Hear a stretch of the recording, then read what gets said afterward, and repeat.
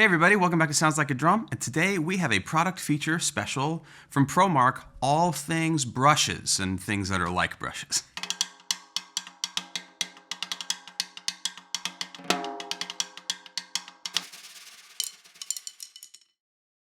Now, take it from me, I know it's easy to get overwhelmed by the amount of options there are with these. I mean, sticks are already crazy, and then you add other stuff like this, especially if it's a bit of a foreign territory for you. So one of the primary things we're trying to do here today is sort of show you what the options are and what they're for and what they excel at so that you can make intelligent decisions and not spend a ton of money and have stuff that you're not ultimately going to use. Now, being a freelancer and playing with a lot of people, playing in a lot of styles, figuring out ways to mix up your sound is huge, and brushes and brush-like implements have been a really big part of my sound and what I do for a really, really long time. And we have this opportunity today to kind of show off all the different things that ProMark is offering that kind of fall under that category, with some thoughts from me about like what I use them for, what are the perils and pitfalls of kind of each of them sound-wise and playing-wise. So this is going to be kind of wild. It's 7 different models of brush and 3 different models of broomsticks. Broomsticks are one of my favorite things too, so I'm really excited that we got to include them in this. So first and foremost, the thing I want to say up front is that jazz is not the only home for these things. You can do a lot of stuff with them.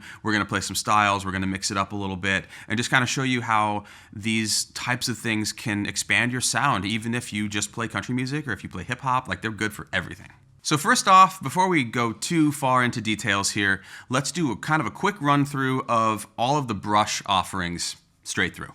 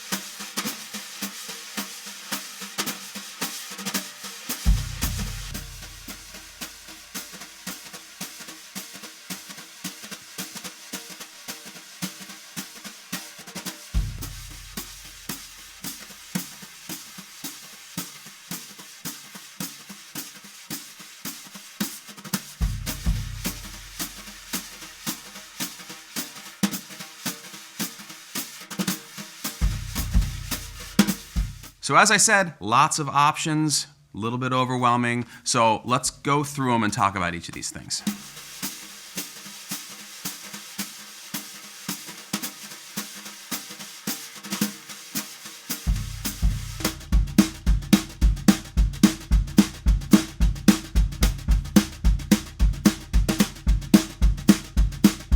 All right, so first up is the Jazz Brush, the TB3. And this is probably the one that I use the most. This is a thin handle. It's based on a brush used by Gene Krupa back in the day. It has fine wire, so it has a lot of give and a soft feel. The handle is rubber and it's kind of tacky, which is nice. And the spread is fairly wide, but because it's designed in this manner, you can lock it at a couple of different widths if you want to narrow it up for what you're playing that day. These are also overall maybe the lightest in the line just in terms of weight, which is nice for playing lighter stuff and things where you need to move quickly. I also appreciate about these that the actual length of the wire as extended from the brush is on the long side of brushes that you'll find modern brushes. So for situations where you want to whip the wires, it's very easy to get a pretty far whip out of them for doing like rudimental things or hitting the cymbals, things like that.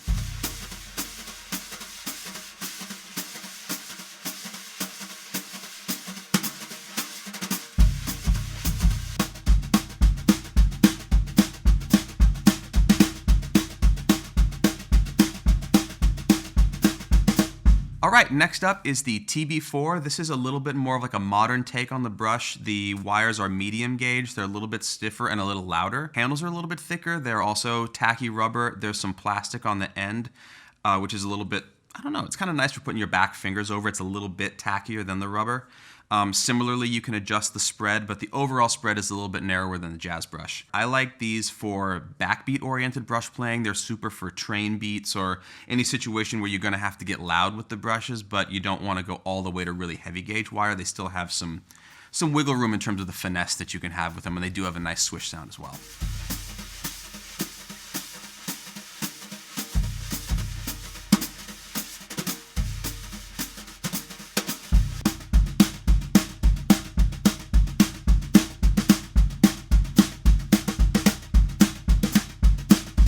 All right, next up is the TB5, the gray handles. These are the ones that I have the least amount of experience in the line. They were a lot of fun to learn about today. And these are cool for kind of one big reason, which is that the handles are much thicker than other brushes that I've experienced kind of from any company. And they're really cool in terms of the tactile on the rubber part of the grip here because it's actually textured a little bit. So if you get sweaty hands or if you just like a thicker handle, these are fantastic. But they actually, to my feel, I'll have to ask about this, but they have fairly fine wire, so they actually have a really forgiving feel for swishy stuff and for kind of rudimental things. And overall, the balance is just lovely, and I'm going to get a pair of these for sure. They're fantastic.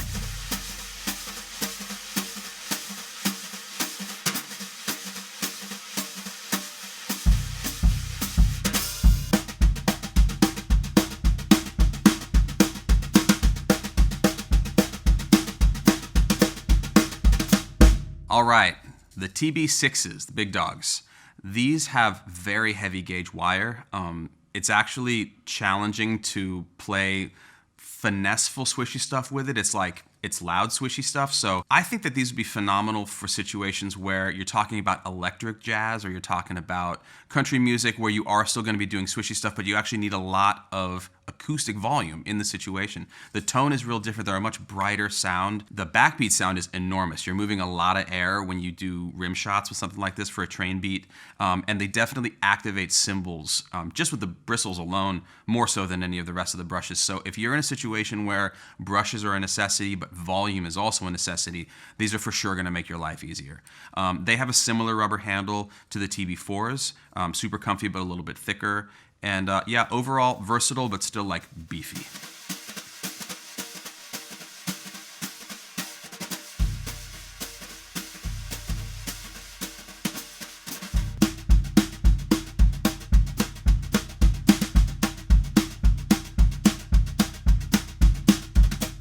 The accent brush. I use these all the time for this aforementioned backbeat music that I use brushes for kind of a lot. Doing train beats, folk stuff, actually just doing like hip hop grooves, but with swishy brush stuff or maybe a brush and a stick. These are non-retractable, so they're very, very stable and you can really get wild with them. They're not going to move around or do anything crazy.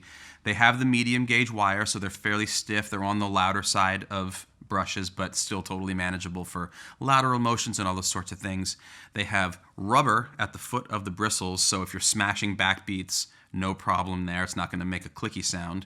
They have this there because the handles are oak. So if you do want the sound of a stick colliding with the rim when you do a rim shot, you can move in a little further and actually get this on the rim and the brush on the drum, which is a really unique sound that's fantastic. And you can also flip them over for a pretty passable cross stick sound, I have to say.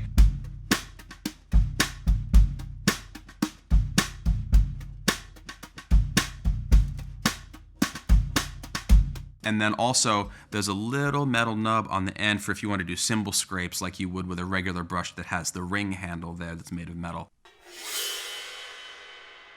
Basically, they've got everything that you might want in a brush, and they're a great kind of versatile one for sure. And if you don't mind that they don't retract into the handle, they're kind of the jam.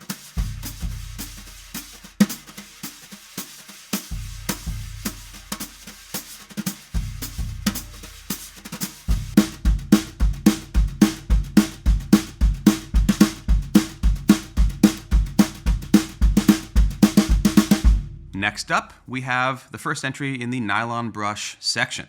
This is the B400. The blue bristles, as you can see, retractable, which is cool. Takes up a little less space. These are super interesting. These are fantastic for backbeat stuff. They really move the drum head a lot, which is super fun. They have plastic handles, so you have to be a little bit careful if you're really smashing rim shots with them. Like, that's actually maybe going to be audible if it's connecting with the rim, so you might want to kind of like aim for just the bristles. But overall, these are lovely, and they have a pretty solid swish sound too that is definitely completely different from any metal offering. And yeah, I mean, they're good for all sorts of stuff. And as a side note, we have heard in the past about implements that you might have leaving color on your heads or on your cymbals or something like that. These are not going to do that. It's all the way through, and it's not going to rub off, so you don't have to worry about that with these.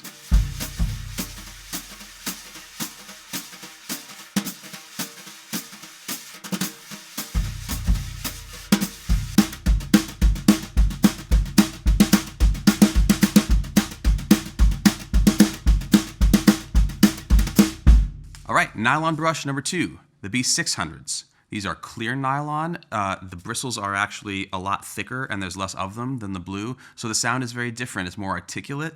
It's super fun to play backbeat stuff with. They're a little less of a swishy kind of thing. They have the same kind of plastic handle, so same goes with that. They are retractable as the blue ones are. This is sort of just a big brother of the blue one, basically. One thing about the blue is the finer bristles have a little bit more of a whip motion to them when you use them, which you can use to your advantage, but could be unwieldy if you're going really, really fast. So these can be a little bit more useful if you're going for a little more volume or if you're doing really quick, articulate stuff with this kind of brush. This is a good time to mention that none of these brushes are the end-all, be-all thing for this kind of sound. They're all different. They all do different stuff, so it depends on what you need them to do. And just as an aside, for instance, with these, I found playing these laterally in a swish pattern to be actually kind of challenging because there's no resistance on the head. There's no friction to speak of because the bristles are so large. They're not catching the coating or slowing down at all. And I'm accustomed to that resistance with metal brushes. So it took me a minute actually to successfully play these with a click with swishy stuff. So if you're jumping in with these, you might spend some time with them before you leave your other ones home. Just as a little personal aside, we've noticed on the channel a lot of people being very kind and complimentary on the brush playing that we feature on there, which is me most of the time.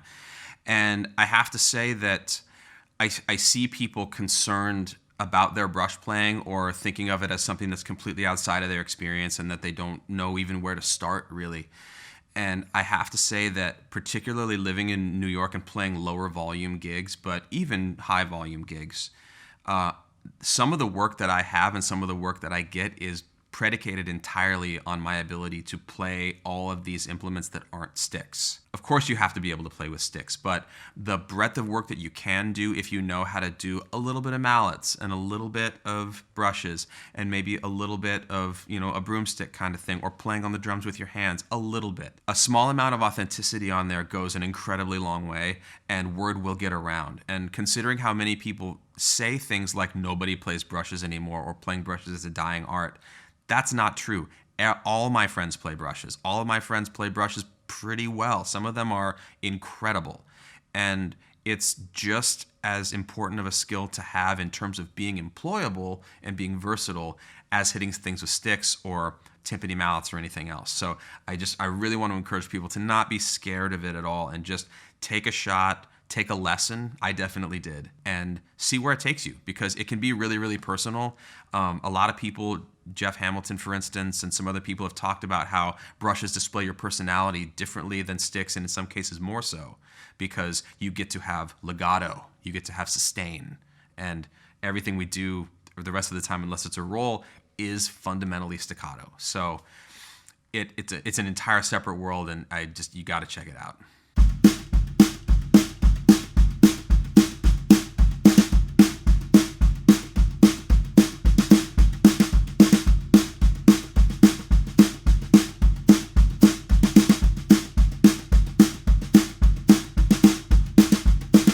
All right, moving on to a subsection of brush-like implements. My favorite, the broomsticks. This is the small model. There are mediums and larges. The small and large have existed for a while. The medium is a little bit newer. The medium is the one I use the most because I think it splits the difference nicely. And what we're looking at here is a rubber handle with a rubber end stuffed with real broom corn, like you'd see in a broom you'd buy at a hardware store. And there are 2 rings here that you can slide up and down to change the rebound and behavior and sound of the broomstick, which is extra cool because you've got 2 of them, so you can even have one that has a little bit of a wider sound and one with a tighter sound if you're, hitting different parts of the kit with and things like that. I use these constantly. They record incredibly well. A snare drum with a little bit of like a rag on the side or something like that, you can't beat it. It's unbelievable. And they have a way of drawing low end out of drums that almost strikes you as something like a hand drummer would get. There's a very sort of tactile sensation and a lot of just thunder coming out, but not terribly loud. So yeah, they're fantastic, and I use them all the time. If you play really hard, you'll go through them the same as sticks like that. I mean, they are broomsticks, but they are fantastic, and I use them pretty much every day of my life. Swishy stuff, they're not really for that. You can. I haven't done it much, but I do couple them with one of these and a brush in my other hand to sort of mix sounds and get kind of multiple textures going at the same time. Now, where these land for me is between brushes and sticks. These get a big sound out of drums. They're fairly minimal on cymbals just because there's not a lot of mass here and there isn't anything hard to activate the high end in the metal. But they're really cool for if you know you're going to be playing mostly backbeat stuff and you need something in between. I haven't really ever used bundle rods very much in my life, but these do the job that I imagine those sorts of implements are going for, which is something in between sticks and brushes that can kind of split the difference and also give you a third sound option that's not either of those, but is also super awesome.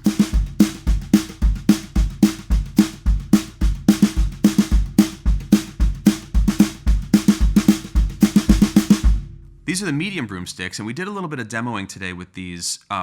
Both experimenting with the placement of the rings that tension the broom bits together, and also mixing it with different implements to try out sort of like hybrid grooves and things like that. So check it out.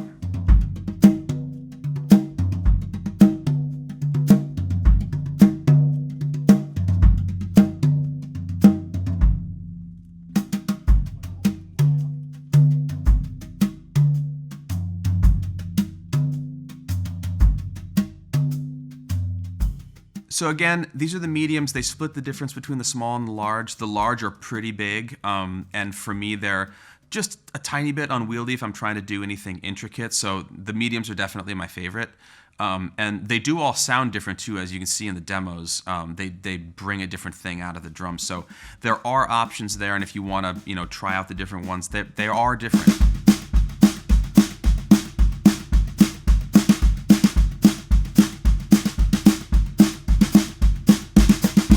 The big guys, as I was saying, the larges. There is a lot of mass here. They're starting to actually have some kind of weight you can feel. They have a little bit of a throw, almost like a big stick when you move them about. And they do get a huge sound out of the drum. If you're going for a big sound, if you're really trying to get like big fat backbeats and you're swinging for the fences, these are awesome for that. These are also preferable to me for playing on things like if there's a conga in the set or bongos or other kind of like hand percussion that has like a rawhide head or some kind of textured thing on it that I want to use a broomstick on. These will get you the low out of those a little bit better just by virtue of the mass. So, there are reasons to actually have choices within the broomsticks. And you can see, we didn't change the tuning on this drum for any of these demos. It's all the same. So what you're hearing is strictly the difference between the actual implements that we're using. All right, now let's listen to all these implements back to back, just doing a simple train beat, 110 BPM.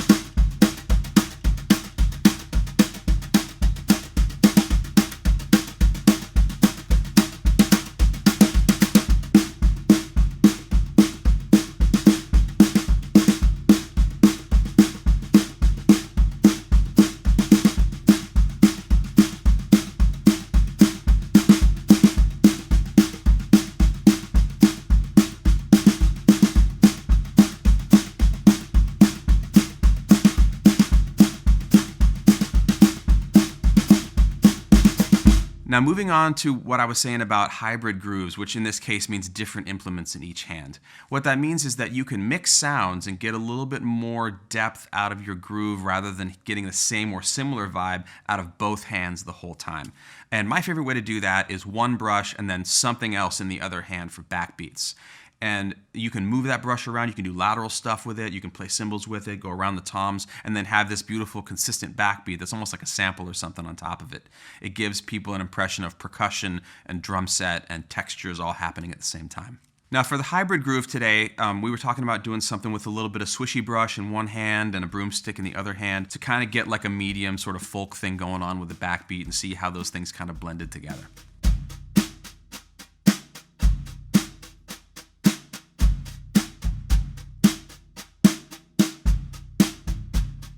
So that groove was broomstick in the left hand and brush in the right hand. If I switched it up and think about maybe doing some kind of like lateral thing, swishy things, cushiony stuff with the left hand and doing backbeats with this hand, it creates a totally different vibe. And in this case, I went with the accent brush because the bristles are a little bit stiffer, so I can get volume out of the lateral stuff that can match the volume of the backbeat.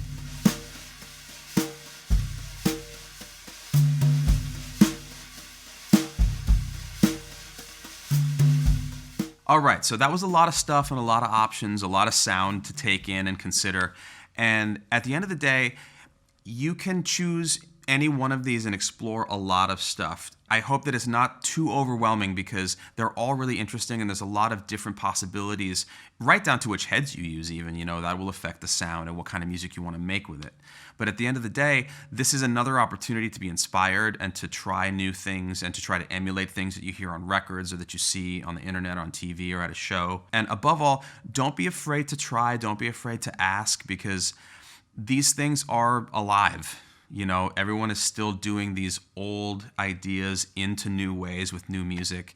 And at the end of the day, it's just more fun. It's more options. It's more interesting things to do.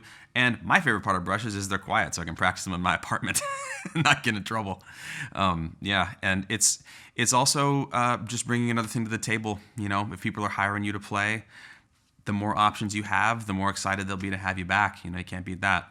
So thanks for watching. Thanks to ProMark for sponsoring this video. And go out there and try out things that aren't sticks, please. Just even for yourself, just to get some ideas in your head and consider the possibilities in the music that you're making. It doesn't have to be jazz. It doesn't have to be rock. It can be anything, but just try it out and make it your own.